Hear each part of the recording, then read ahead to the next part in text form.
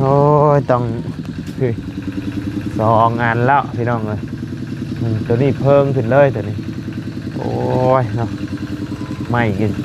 3เลยพี่น้องเลยโอ้โหงานเข่าเลยแบบนี้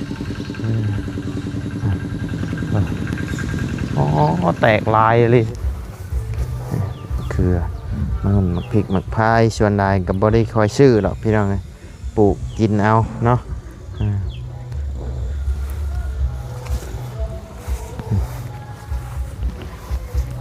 น้องไม้เด้งน่องอันนี้พี่น้องน้องไม้เด้งน่องต้นมะม่วงนี่กันตอนกิ้งเฮือนนี่กันพี่น้องแต่ว่า50 ปุนี่ขึ้นเต็มอยู่นี่กำลังเป็นหมากเต็มอยู่นี่ตบจะเป็นหลอกเป็นหมากน้อยๆจอขึ้นมาก็มีพี่น้องโอ้ลกเลยหมากนาวปีนี่พี่น้องเลยต้นนี่บาไลปลูกเองกับมือเลยนี่ลกพี่น้องแบบธรรมชาติเลยบาไลใส่ยังพี่น้องเลยทั้งนั้นเพิ่นสับไปแกงน้ำกะมีพี่น้องขึ้น2 อันเลยนี่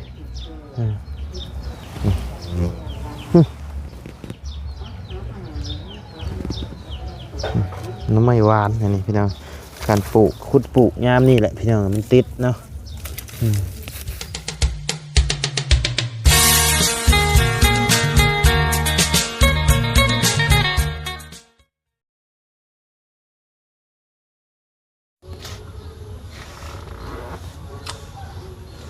เอาเนาะพี่น้องเลย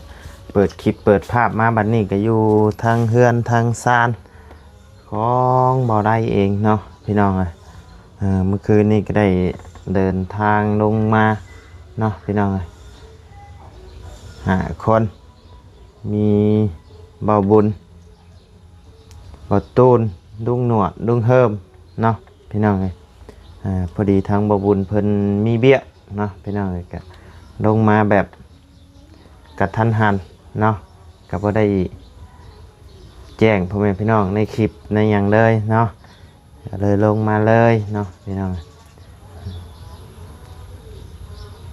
ว่าบุญเพิ่นลงมาเบี้ยพี่น้องก็เลยขันอยู่กะอาศัยไปนำบ่บุญเพิ่นเนาะพี่น้องบ่บุญเพิ่นพาไปใช้ก็ต้องได้ไปพี่น้องมื้อนี้กะเปิดคลิปเปิดภาพมาก็พบเจอกันอยู่ทางเฮือนซานบ้านช่องของมาไล่พี่น้องมาฮอดเมื่อคืนนี่กะฝนตกผ้าลงพี่น้องโอ้โธ่เนาะอยู่บ้าน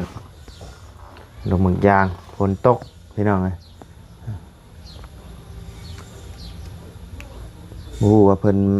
ในบ้านนี่เพิ่นไปจับจับเขียดอยู่บ่เนาะหรือจังใดพี่น้องเลยเอาก่อนอื่นกับทักทายสบายดีเนาะพ่อแม่พี่น้อง FC เบิร์ดสุขูสุขคนบอกว่าสิอยู่ในและต่างประเทศก็ยินดีต้อนรับเข้าสู่ช่องบ่อไลคือเก่าพี่น้องเลยฝนตกผ้าแตกเมื่อคืนนี่พี่น้องเลยหลังคาเฮือนบ่อไลแตกเนี่ยออกไปอีกแล้วพี่น้องเลยโอ้ยเนาะแตกลายกูเก่าอีกบาทนี่พี่น้องเลยชื่อมาเปลี่ยนเนี่ยดีแล้วเนี่ยนี่โอ้ยเนาะหลังคาไปแล้วพี่น้องเลยผ้าแตกผ้าดังนี่ชื่อกับหลังคาหยะเลยพี่น้องคือว่าแล้วเนาะเก่าแล้วพี่น้องแต่ว่าบอกเพื่อนว่าเอาของไทยเลยพี่น้องเลยแต่ว่ามายังบ่ฮอดสิได้ตายสีเบิดกระเบื้องเฮือนว่าไรพี่น้องเลยโอ้ยเนาะคือว่าแล้วเนาะที่ว่าให้ทางผู้เฒ่าเพิ่นเบิ่งพี่น้องเลยว่าไรแกเฮ็ดเวียกเฮ็ดงานอยู่กรุงเทพพี่น้องก็บ่ได้มาเบิ่งมาอย่างมีแต่ว่าฝากเงินมาให้ทางเพิ่นจัดแจงเองเบิดเนาะพี่น้องเลยเพิ่นมาของไทยกับของไทยแต่ว่าเบิ่งตายสีไว้ดีพี่น้องปกติกระเบื้องนี่โอ้บ่ตายสีเลยพี่น้องเลยเนาะเอาพี่น้องเลยมาฮอดเพื่อนฮอดซานอย่างปลอดภัยเนาะพี่น้องเลยก็มี ฝนตกมาก็หญ้าเขียวทุ่มเลยพี่น้องขึ้นเต็มอยู่หญ้าบัดนี้พี่น้องฮอดฤดูตกกล้าบ้านกล้าถ่ายขุดให้ขุดหน้าแล้วเนาะพี่น้องเลยทางมาไล่ก็ได้กะเกียมน้ำมันแล้วก็พูยไว้พี่น้องเลยเพื่อต่อพอมีอยู่ก็ซื้อไว้ก่อนพี่น้องเลยช่วงนี้เนาะพอตกยามลำนามาเนี่ยโอ้ลำบากเลยพี่น้องหาเงินหาคำบ่ได้เนาะมีแต่บุกบืนกับในให้ในหน้าพี่น้องเลยบ่ได้ไปทางใดเนาะจะอยู่น้ำให้น้ำหน้า หญ้าเขียมทุ่มอยู่พี่น้องเลยมีหอดผักเสียนผักหยังได้เต็มอยู่พี่น้องก็พอดีแหละมีทาง FC เพิ่นก็คอมเมนต์มาอยู่พี่น้องว่าให้ถ่ายเฮือนถ่ายซานมาไล่ให้เบิ่งแน่เพิ่นว่าพี่น้องโอ้ยเบิ่งสภาพก็คือเห็นนี่แหละเนาะพี่น้องแตกไปเบิดละพี่น้องเลยสีก็ยังบ่ได้ทาเนาะเอาก็สิได้อัปเดตให้พ่อแม่พี่น้อง FC เพิ่นได้เบิ่งนํกันเนาะผู้ที่ว่าเพิ่นยังบ่เห็นเนาะผู้ที่เพิ่นติดตามน้ำดังเนาะผู้ที่ว่าเพิ่นติดตามทางบ่ได้มาก่อนก็เพิ่นก็คือสิเห็นแล้วเนาะพี่น้องเอ้ยแต่ว่าบางเทื่อพ่อแม่พี่น้อง FC เพิ่นผู้เพิ่นที่สิติดตามทางบ่ได้เนาะหรือว่าจังใดนี่ก็เพิ่นยังบ่ทันได้เห็นเนาะเพิ่นก็อยากเห็นเทือนชานบ่ไล่พี่น้องเอ้ยก็นี่แหละพี่น้องเอ้ยเทือนชานบ่ไล่เนาะสีก็ยังบ่ได้ทาเนาะหลายปีแล้วพี่น้องเอ้ยหาเงินหาคำยังบ่ได้โอเคก็สิอัปเดตเทือนชานให้พ่อแม่พี่น้องได้เบิ่งจักหน่อยนึงพี่น้องเอ้ยเดี๋ยวจังสิไปอัปเดตทางบ้านเทือนสแตลให้พ่อแม่พี่น้อง FC ได้เบิ่งได้ชมน้ำกันเนาะพี่น้องมาแต่ละเทือกอะอัปเดตให้พ่อแม่พี่น้องเขาได้เบิ่งเนาะทางสแตลเพิ่นพี่น้องเป็นจังไดเนาะหลังจากที่เปิดโตแพนใหม่ไปแล้วมาอยู่มากินน้ำกันละบ่หรือจังไรเนาะพี่น้องบางคนทาง FC เพิ่นก็ว่าโอ้ยังบ่อยากให้พาวเอาเนาะพี่น้องมันไวมันสิบ่ไวเกินไปบ่เนาะพี่น้องอย่ามามันไวไปเนาะกับบุติเลยเนาะพี่น้องอยู่ผู้เดียวเพิ่นก็อยากมีผู้ปากผู้เว้าอยากมีครอบมีครัวมันจังบ่เหงาพี่น้องกะบุติเพิ่นเนาะถ้าได้ดีก็ดีใจนำเพิ่นพี่น้องถ้ามีครอบครัวที่ดีเนาะกะก่อนที่จะมีก็อยากให้เบิ่งดีๆก่อนเนาะพี่น้องก่อนที่สิไปคบหาดูใจกับไผเนาะพี่น้องคันพ่อผู้ดีก็ดีใจนำเนาะที่เพิ่นพาสร้างพาษาเนาะเพราะว่าทางสแตลเพิ่นก็คือฮู้ๆกันนี่แหละเนาะพี่น้องเพิ่นก็บ่มีหยังขาดเคินเบิดทุกสิ่งทุกอย่างเนาะพี่น้องเพราะว่าเพื่อนชานที่ได้มาก็เป็นทั้งผู้ใหญ่ใจดีทั้งทีมงานเฮาเข้ามาสดซอยเนาะพี่น้องจังได้มีเพื่อนมีชานอยู่พี่น้องคันสิเข้ามาแบบว่าด้วยที่ว่าเรามีเพื่อนมีชานกะจักสิบาทจังใดแหละพี่น้องคันเข้ามาด้วยความฮักกะดีใจน้ำเพิ่นเนาะพี่น้องคันเข้ามาด้วยที่ว่าเห็นทั้งสแตลเพิ่นได้เพิ่นมีแล้วอยากเข้ามาหาเพิ่นในภายนี่กะบ่ค่อยอยากเห็นดีน้ำปันใดเนาะพี่น้องถ้าเบิ่งไปอีกเนาะพี่น้องเบิ่งกันไปยาวๆเนาะว่าสิเป็นจังใดแต่ว่าทางสแตลเพิ่นกะการันตีมาอยู่ว่าจากที่คุยมากะว่าดีเพิ่นว่าเนาะพี่น้องกับบ่ฮู้น้ำเพิ่นเนาะ เฮาบ่ได้คุยนำเพิ่นจักเพิ่นสิว่ากันจังใดพี่น้องแต่ว่าก็มีทาง FC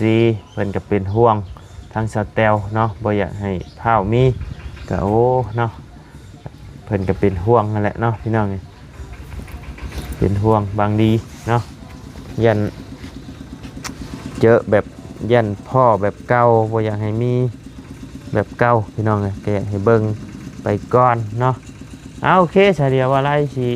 พาเบิ่งเฮือนซานรอบๆเฮือนเดินเฮือนเดินซานเนาะพี่น้องกะบ่ได้อัปเดตกันล้นเติบแล้วพี่น้องไปนี่เลยพี่น้องเปิดภาพมาก็จึงปึ้งอยู่นี่แหละ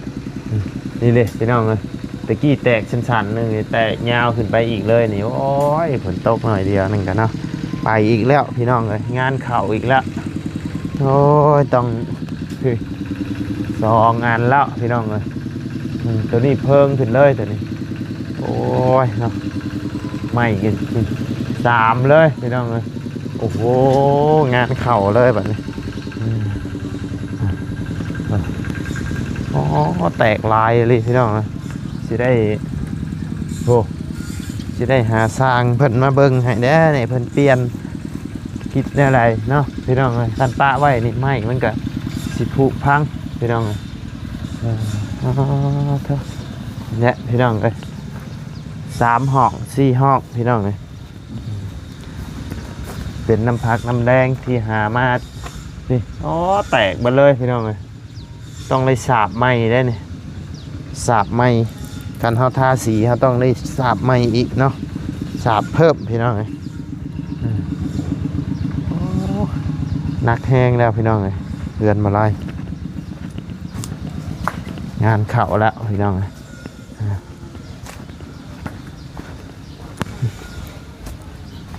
่แหละพี่น้องเรือนชานเนาะนี่ก็เดี๋ยวเข้าไปเบิ่งข้างในนำเนาะ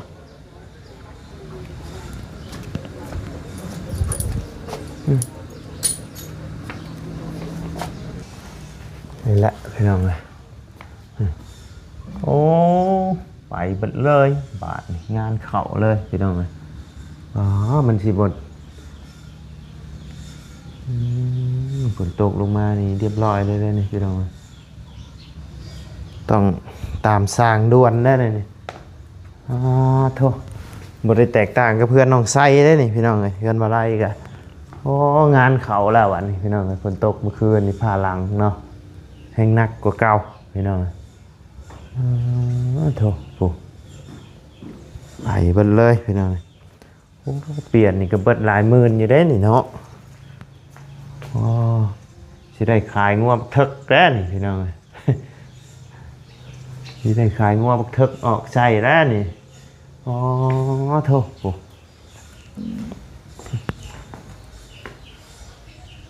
นี่แหละพี่น้องนี่ก็เป็นห้องอยู่ห้องนอนพี่น้องบ่ได้กั้นเป็นห้องเลยพี่น้องเอาตู้เสื้อผ้ากั้นเอาคิเซอร์พี่น้องว่างบบ่พอเนาะพี่น้องคำมีเงินมีคำว่าไรก็จิตต่อเติมไปให้ลูกอยู่เนาะเห็ดห้องให้ลูกเพื่อเพิ่นใหญ่พี่น้องก็สิประมาณนี้แหละพี่น้องเงินชานเนาะ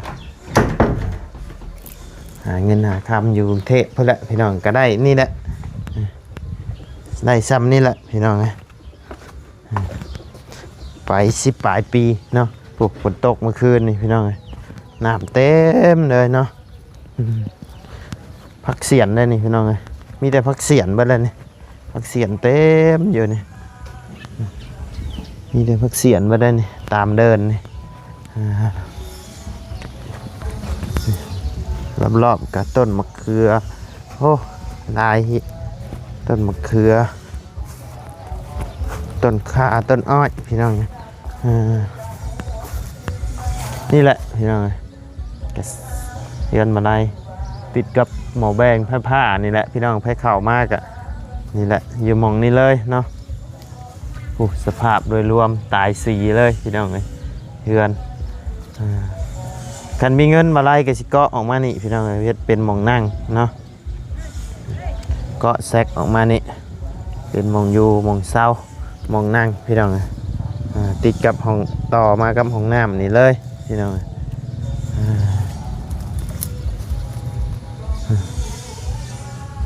ฝนตกหญ้าก็เริ่มปงเขียวชอุ่มนี่ต้นมะแข้งพี่น้องเลยทางเอื้อยเพิ่นอยู่ต่างประเทศเพิ่นซื้อเลยพี่น้องเลยแต่ว่าบริอึดนี่พี่น้องเลยนี่กำลังเป็นหลอกเต็มอยู่นี่เนาะ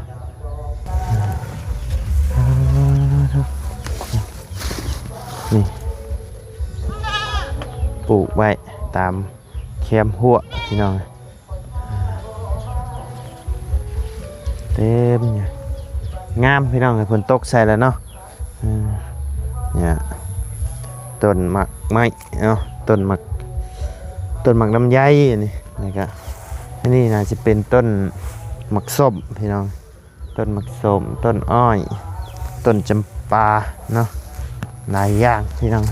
อันนี้ต้นหมักนาวพี่น้องต้นหมักนาวต้นหมักยมอันนี้ก็ต้นหมักนาวต้นหมักม่วงตอนกิ่งพี่น้องเลยต้นน้อยๆก็เต็มอยู่นี่พี่น้องเลยเป็นห่อไว้เป็นห่อไว้คือมันหมักพริกหมักพายชวนได้กับบริคอยชื่อหรอกพี่น้องเลยปลูกกินเอาเนาะ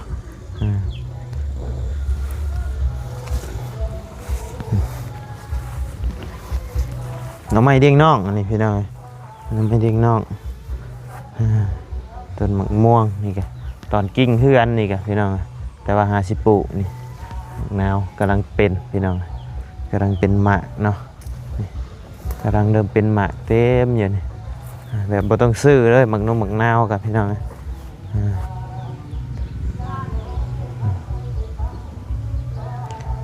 ปลูกไม่ได้หล่นนะพี่น้องเลยปลูก2 ปี3 ปีนี่ต้นมากใหญ่นี่กระปอมเห็นไหมฝนตกแดดกระปอมออกมาตากแดดพี่น้องอันนี้ก็น้ำไม้เด้งน่องพี่น้องได้2-3 กอเนาะแป๊บเดียวนี่ก็กอแรกที่ปลูกเลยพี่น้องบักใหญ่ๆบาทต้องตัดออกให้บางๆก่อนพี่น้องเลยแต่กันนี่แหละพี่น้องเลยที่ว่าไปเฮ็ดงานอยู่ไทยได้คันนี่แหละพี่น้องเลยหมู่ได้กระบะบีโก้ว่าได้นี่แหละกระบะคอยาวพี่น้องเลยพอได้ไทยให้ไทยหน้าเนาะได้คันนี่แหละพี่น้องเลยพอบ่ได้ยืมบ่ได้หยังโม่พี่น้องเลยกระเคาะค่อนใช่พี่น้องเลยจนบ่เรือยังเลยนั่นก็อยากได้อันนี้ก็อยากได้ที่แรกว่าสิทาสีเฮือนถ้าชีเฮือนบัดชีลงให้ลงนะผัดพอได้บัดอยากได้รถไทยน้ำพี่น้องก็ได้ตัดสินใจซื้อรถไทยแล้วก็บริพ่อพี่น้องขายคุ้ยใช้น้ำอีกเนาะอยากได้เห็ดได้ใช่พี่น้องเลยเป็นของเฮาเองเนี่ยมันสบายเนาะไปยืมไปยังหมู่ก็ได้อยู่แต่ว่าก็เกรงใจเพิ่นเนาะ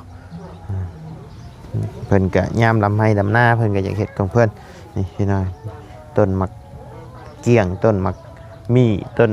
มักเขียบพี่น้องเลยเพื่อนมาไล่ก็ซ้ำสวนมองนึงนั่นแหละพี่น้องเลยหาแนวมาปลูกใช้ตลอดนี่กกหมักนาวพี่น้องเลยกำลังเป็นหลอกเต็มอยู่นี่ต้นนี่เป็นบาไล่ปลูกเองพี่น้องเลยดอกเต็มอยู่นี่บาไล่ปลูกเองกับมือเลยนี่อันนี้ตะกี้นี่มันสิมีต้นมะกรูดพี่น้องเลยแต่ว่าตายละต้นมะกรูดตายแล้วพี่น้องกับต้นมะม่วงสุกเขียวมะม่วงมันโมเมนต์เนาะมะม่วงมันพี่น้องเลยมีแต่มะกล้วยสุกเขียวโมเมนต์มะนี่พี่น้องเลยมะนาวขึ้นเต็มอยู่นี่กำลังเป็นหมากเต็มอยู่นี่ ตัวสิเป็นหลอกเป็นหมากน้อยๆจอขึ้นมาก็มีพี่น้องโอ้ลกแล้วหมากนาวปีนี่พี่น้องเลยต้นนี้บ่ไรปลูกเองกับมือเลยนี่ลกพี่น้องแบบธรรมชาติเลยบ่ได้ใส่หยังพี่น้องเลยธรรมชาติล้วนๆเลยนี่บ่ได้ใส่หยังเนาะกล้วยนี่แหละพี่น้องเลยหัวเรือนยังใส่นี่อยู่เนาะน้ำไม้อันนี้เป็นน้ำไม้หวานพี่น้องนี่ขึ้นสูงนะตัวนี้น้ำไม้หวานบริคมแล้วนี่พี่น้องนี่ตัวนี้กำลังขึ้นกำลังแตกขึ้นน้ำไม้หวานตรงนั้นเพิ่นสับไปแกงน้ำกะมีพี่น้องขึ้นซองอันเลยนี่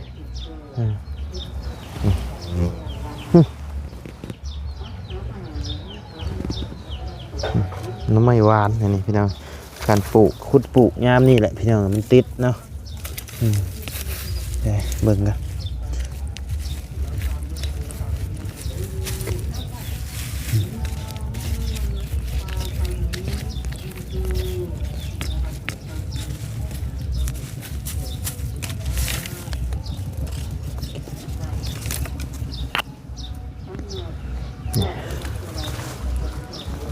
เกี่ยวมานี่แหละพี่น้องเดินเฮือนอันนี้เป็นเฮือนหลังเก่าเนาะ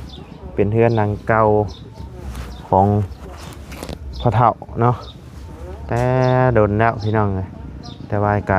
เอาเฮ็ดเป็นเฮือนครัวเนาะพี่น้องเลยตะกี้ก็ครัวออกมานี่เดี๋ยวก็ม่างออกพี่น้องเลยม่างออกบ่ได้ใช้แล้วตอนนี้นี่ก็เฮ็ดเป็นเฮือนครัวหม่องเฮ็ดอยู่เฮ็ดกินหม่องกินข้าวกินน้ำพี่น้องเลยนี่ก็ลงไปนอนอยู่พุทธดังนั้นพี่น้องเลยเฮือนว่าไรพุทธนี่แหละพี่น้องสภาพโดยรวมกับประมาณนี้พี่น้องเฮือนชานว่าไรพี่น้อง